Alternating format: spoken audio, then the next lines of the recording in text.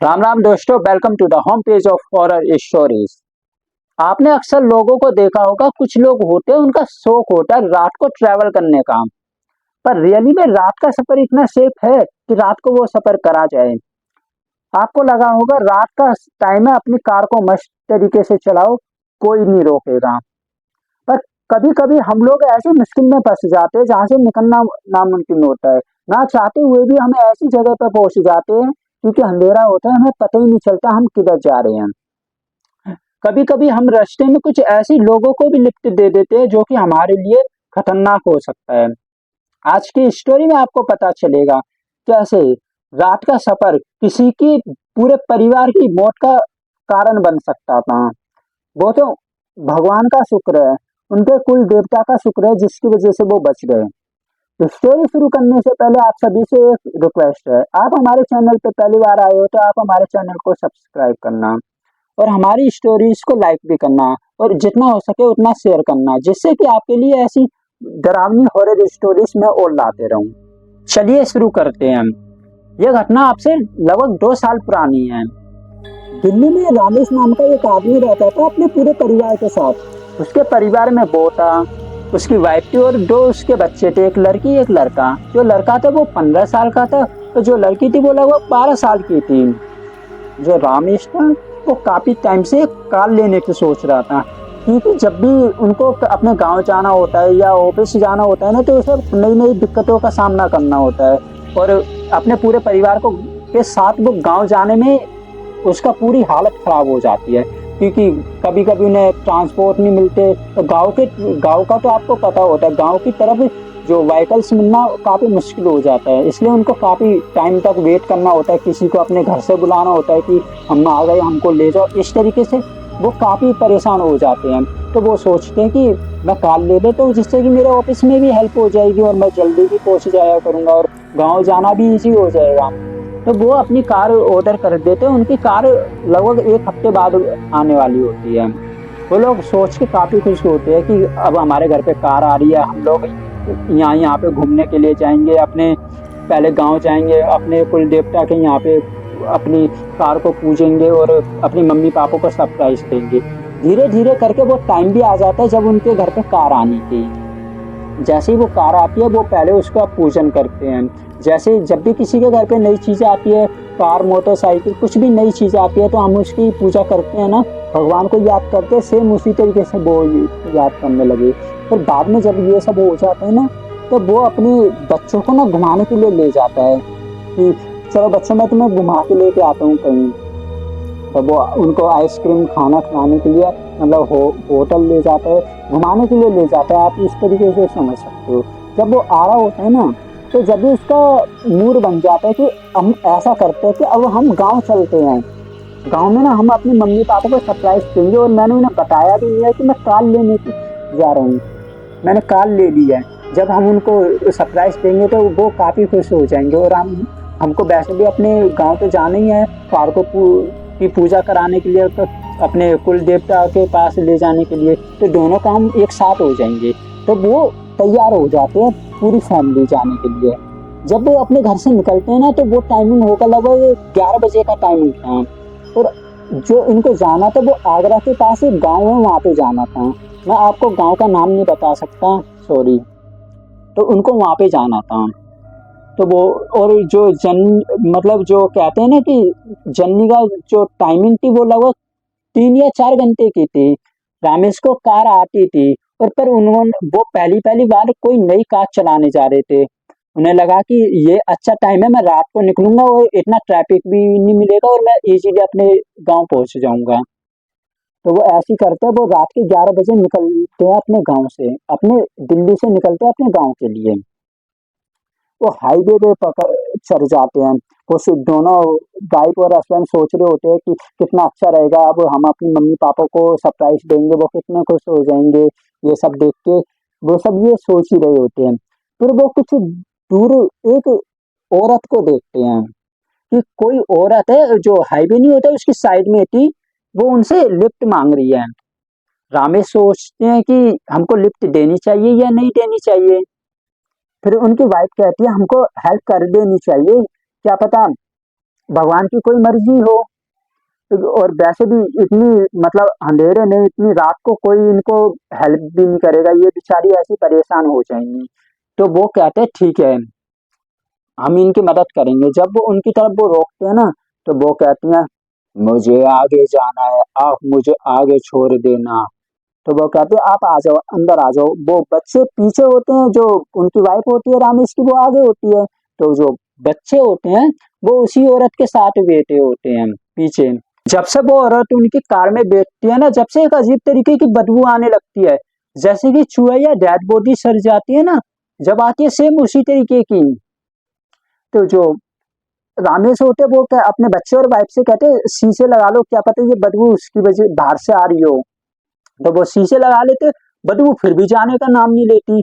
तो रामेश अपनी वाइफ से पूछते हैं तुम परफ्यूम तो लेके आए हो ना। तो रामेश की वाइफ कहती है जो कार की डिग्गी है ना उसमें बैग है, उसके ऊपर वाली जेब में है।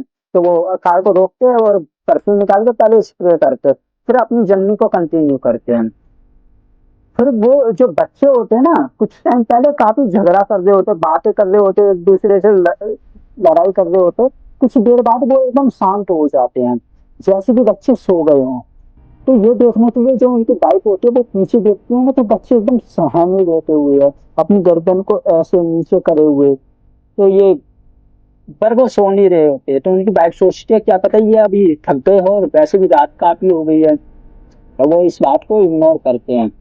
कुछ देर बाद रामेश की जो कार नहीं होती, कार की जो ड्राइवर सीट होती है उसके ऊपर जो शीशा लगा होता है ऊपर की साइड, रामेश की नजर उस शीशे पे पड़ती है। तो वो पीछे देखते कोई एक अजीब से अपियरेंस वाला, एक डरावनी अपियरेंस वाली कोई लेडी बैठी हुई है, जिसके बाल एकदम आगे है, उसके फेस पे एकदम खून सा बह रहा है, उसके इधर खून निकला हुआ है, इधर खून, उसके कपड़े सारे बेकार हो रहे हैं।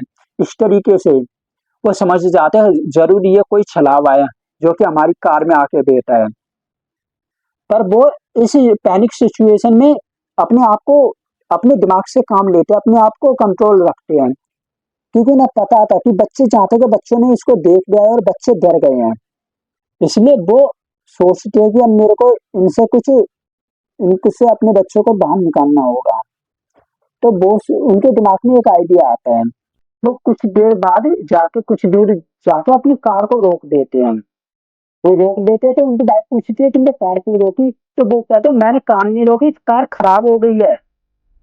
तो वो जाते हैं कार को देखते हैं, तो कार को मतलब ऐसे ही इधर उधर करने लगते हैं। कुछ देर बाद उनकी बाइक भी बाहर निकल के आती है। तो वो अपनी वाइफ से कहते हैं सुनो, जितनी जल्दी हो सके बच्चों को लेके आओ। तो वो कहते क्यों, बच्चे तो वहां पे आराम कर रहे हैं, उनको करने दो। वो कहते समझा करो, मैं कह रहा हूँ उतना करो। तो वो अपने बच्चों को लेके आ जाती है। तो वो छलावा होता है वो भी समझ जाता है, जहाँ तक इनको मेरी असलियत के बारे में पता चल गया, इसलिए इन्हें ये इस तरीके से बिहेव करने लग गए हैं। तो वो अपने बच्चों को लेकर भागने लगते हैं। वो छलावा होता है वो भी उनके पीछे आ रहा होता है, कहती है तुम मेरे हाथों से बच के नहीं निकल सकते, सभी की मैं तुम सभी का मैं खून पीऊंगी। मैंने काफी टाइम से कोई खाना नहीं खाया और मैं तुमको अपने हाथों से जाने नहीं दूंगी। इस तरीके से वो उनसे बात करने लगते। वो बुरी तरीके से डर जाते हैं। पर आप बताइए वो छलावा है, छलावा से वो इजीली इतनी बच सकते हैं? नहीं, वो अकेले इसका सामना नहीं कर सकते। इसके लिए उन्हें किसी दिव्य शक्ति या किसी ऐसे इंसान का सहारा चाहिए जो कि उनकी रक्षा कर सके। पर उनके पास ऐसा अभी कोई भी नहीं है। अब तो सिर्फ उनके भगवान, उनके जो कुल देवता है वही उनकी हेल्प कर सकते हैं। जो छलावा होता है वो इतना चालाक होता है कि उसे सबसे पहले किसी शिकार बनाने उसके दिमाग में पहले से ही सेट था।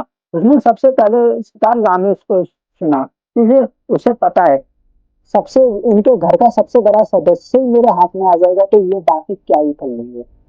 वो सबसे पहले जो रामेश होता है उसकी तरफ लपकता है, तो रामेश के ऊपर एकदम चढ़ जाती है। वो रामेश एकदम लेट जाता है, तो अपने हाथ से उसके ऊपर हमला करने के लिए जा ही रही होती है, जब तक उसके ऊपर कोई गंगा जल डाल देता है और वो बुरी तरीके से भाग के इधर इधर हो जाती है। और वो उधर से तो बच गई, फिर उनकी जो बच्ची होती है ना वो उसके शिकार बनाने की सोचती है।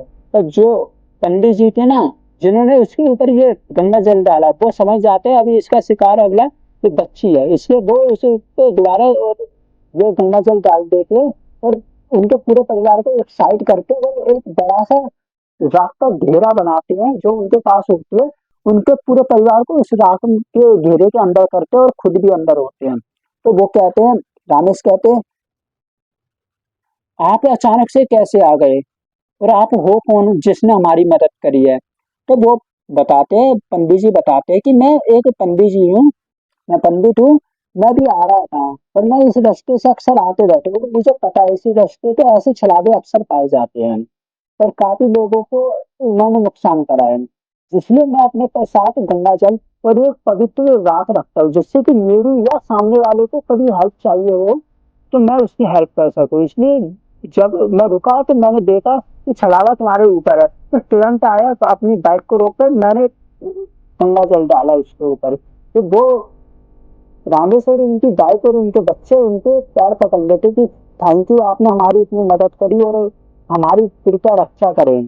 तो छलावा होता है वो उस पवित्र घेरे के अंदर नहीं आ पाता, वो उनका भाई वेट कर रहा होता, कहता ये पंडित तेरी कब तक रक्षा करेगा, तू कभी ना कभी तो इस घेरे से निकलेगा और मैं तेरी जब बुरी तरीके से खैर करूंगा, तेरे को और तेरे परिवार को बुरी तरीके से मारूंगा, फिर ये पंडित भी तेरी मदद नहीं कर पाएगा। ये जो रात थी उनकी जिंदगी की सबसे डरावनी रात थी जैसे कह सकते हैं। उन्होंने उन्होंने ये रात इतनी मुश्किल से गुजारी है, कोई उन्हीं से पूछ सकता है, क्योंकि जो होता है जिसके साथ होता है उसे पता होता है, जो बाकी जो सुनते हैं वो तो मजाक बनाते हैं, उनको तो लगता है ये एक फेक स्टोरी है। जैसे सुबह होती है ना, वो उन पंडित जी का शुक्रिया करके और उनका आशीर्वाद लेके अपनी जर्नी को कंटिन्यू करते हैं। वो जैसे ही अपने गांव पहुंचते हैं ना, उनकी जो माँ होती है वो सबसे पहले जाके उनमें थप्पड़, जो स्लैप होती है उसे मारती है, थप्पड़ मारती है सबसे पहले रामेश में।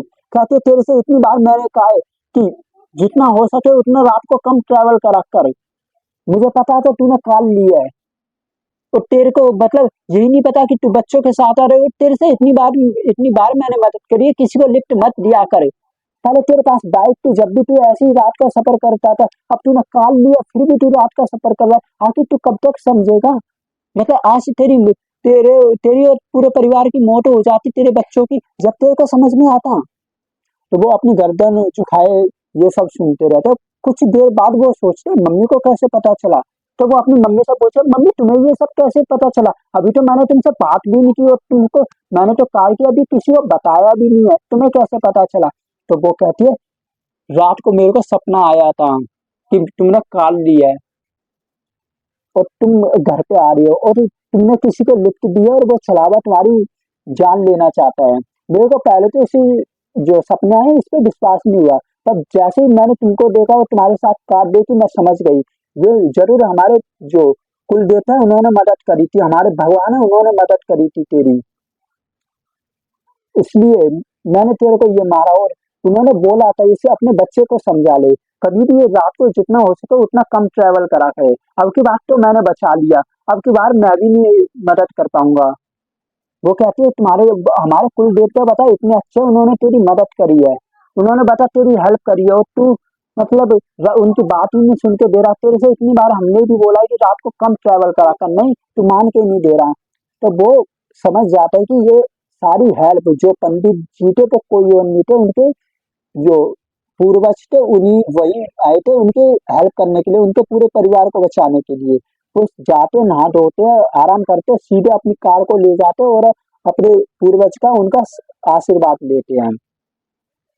आपने देखा कैसे उनके पूर्वजों ने अपने बच्चों की हेल्प करी, उन्होंने तो हेल्प करी पर रामेश को खुद भी समझना चाहिए रात को इतना ट्रैवल नहीं करना चाहिए, और ट्रैवल कर रहे हो तो अनजाने किसी भी सुनसान रास्ते पे आप किसी को लिफ्ट कैसे दे सकते हो? आज की स्टोरी से आपको पता चला होगा कि कैसे ये वो रात का सफर उनकी मौत का आखिरी सफर बन जाता है। आज की स्टोरी से आपको सीख मिली होगी कि रात को आप कभी भी जा रहे हो कहीं भी तो किसी को लिफ्ट इतनी इजीली नहीं दे दे, क्योंकि सामने वाले का नहीं पता वो कौन है। आई होप आज की स्टोरी आपको अच्छी लगी हो। आपको आज की स्टोरी अच्छी लगी हो तो आप हमारे चैनल को सब्सक्राइब करना और हमारी स्टोरी को लाइक भी करना और जितना हो सके उतना हमारी स्टोरी को शेयर करना, जिससे कि मैं आपके लिए ऐसी और स्टोरी लाते रहूं और बाकी लोग भी हमारी स्टोरी को एंजॉय कर सके। चलिए चलिए मिलते हैं एक नई दिल दहलाने वाली हॉरर स्टोरी में।